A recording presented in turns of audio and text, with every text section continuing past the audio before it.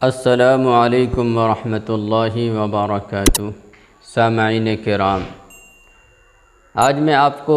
ایک ایمان افروز واقعہ سنانے کے لیے جا رہا ہوں۔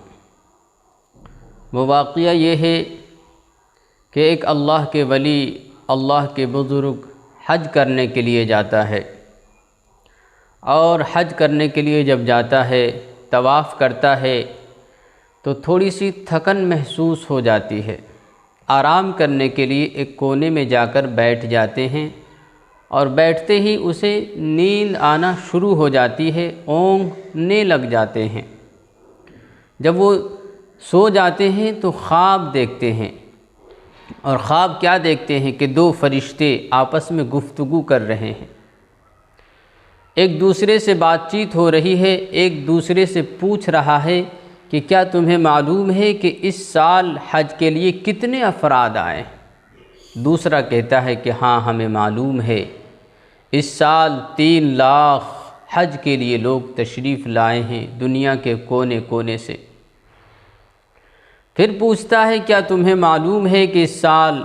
کتنے لوگوں کا حج قبول ہو گیا ہے، اللہ کے دربار میں پیش کر دیا گیا ہے، اللہ نے اسے اپنے دربار کے لیے اور اپنے لیے قبول کر لیا ہے۔ دوسرا فرشتہ کہتا ہے کہ اس سال کسی کا حج قبول نہیں ہوا، کسی کا حج قبول نہیں ہوا۔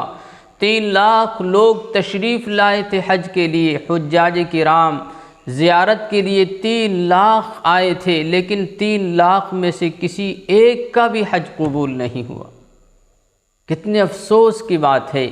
کہ لوگ 4 لاکھ روپے خرچہ کر کے جاتے ہیں، لیکن حج کے ارکان نہ سیکھنے کی وجہ سے اور نہ معلوم ہونے کی وجہ سے حج میں جو فرضیت ہے ہم اسے ادا نہیں کر پاتے ہیں، تو وہ حج قبول نہیں ہوتا ہے۔ لہذا فرشتے کہتے ہیں کہ مجھے یہ بھی معلوم ہے کہ اس مرتبہ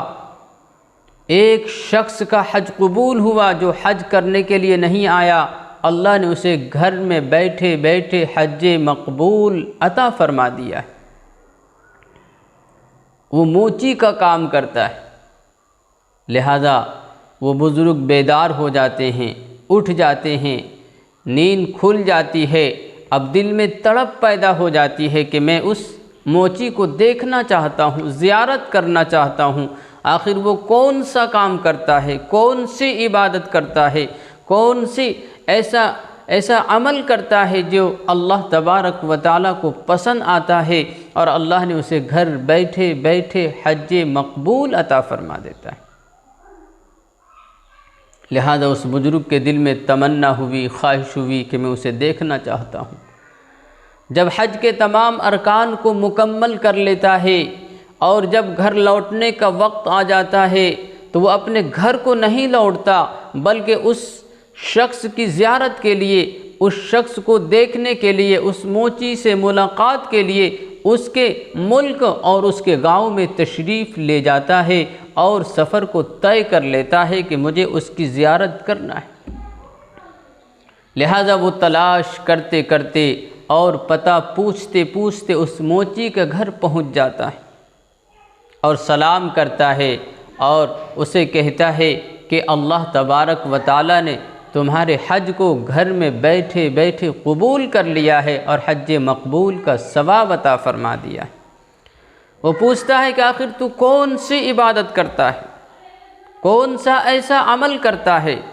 کون سا ایسا کام کرتا ہے کہ اللہ نے تمہارے بدولت 3 لاکھ لوگوں کا حج قبول کر دیا،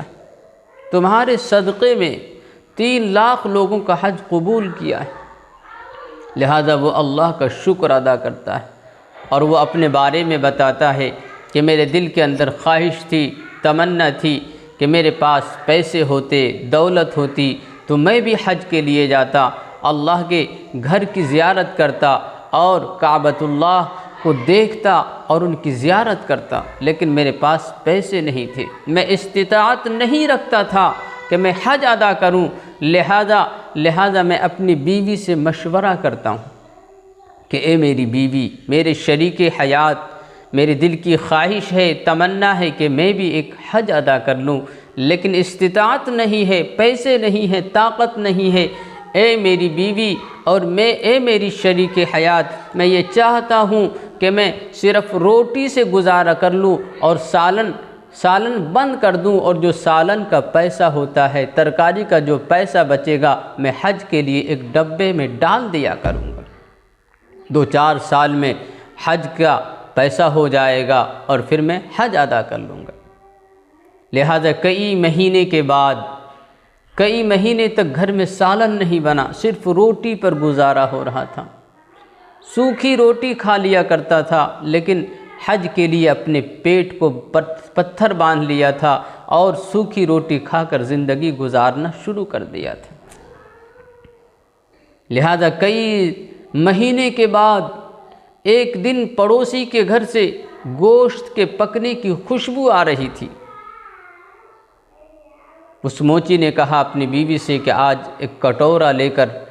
پڑوسی کے یہاں آپ چلے جائیے اور اسے سالن مانگ کر لے آئیے، آج ہم دونوں مل کر روٹی کے ساتھ سالن کے ساتھ روٹی کھائیں گے۔ لہذا بیوی جب اس کے یہاں جاتی ہے اور اسے کہتی ہے کہ تھوڑا سا سالن مجھے بھی دے دو، آپ کے گھر سے اچھی خوشبو آ رہی تھی، گوشت کے پکنے کی خوشبو آ رہی تھی، میں کئی مہینے سے گوشت نہیں کھائی ہوں، سالن نہیں کھائی ہوں، سبزی نہیں کھائی ہوں، ترکاری نہیں کھائی ہوں، مجھے دے دیجیے۔ لیکن گھر والے کہتے ہیں کہ یہ صرف میرے لیے جائز ہے، آپ کے لیے جائز نہیں ہو سکتا،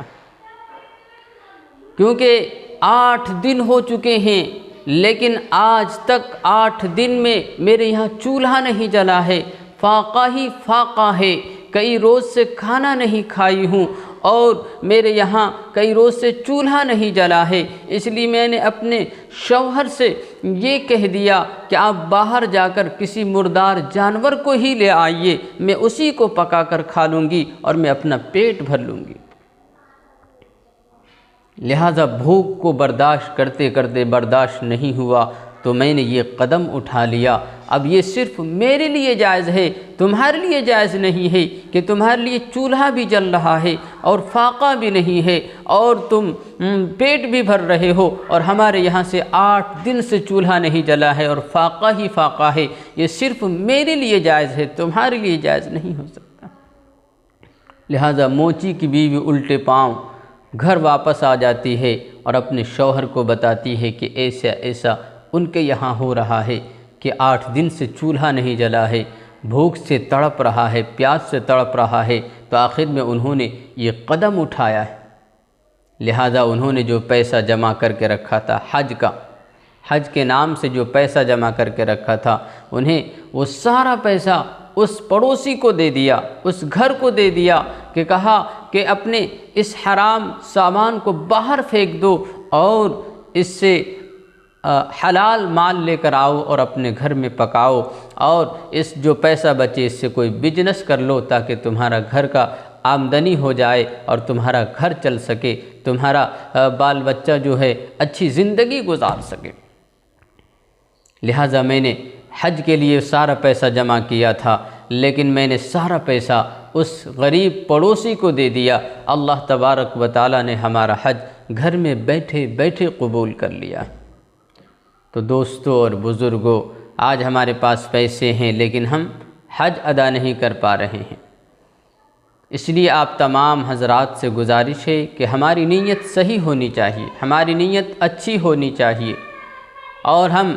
تھوڑے تھوڑے پیسے اکٹھے کر کے حج کے لیے ہمیں روانہ ہونا چاہیے تھا۔ دل کی تڑپ ہوگی، دل کی تمنا ہوگی، دل کی خواہشیں ہوگی تو اللہ تبارک و تعالی ہمیں وہاں تک پہنچا دے گا۔ اگر میری بات آپ کو سمجھ میں آئے تو آپ سے گزارش ہے کہ آپ اپنے دوستوں تک بھی شیئر کیجئے تاکہ آپ کے دوست بھی ان باتوں سے آراستہ ہو اور پیراستہ ہو اور نبی کے طریقے پر اپنی زندگی کو لے آئے، نبی کے سنتوں سے آراستہ کر لے۔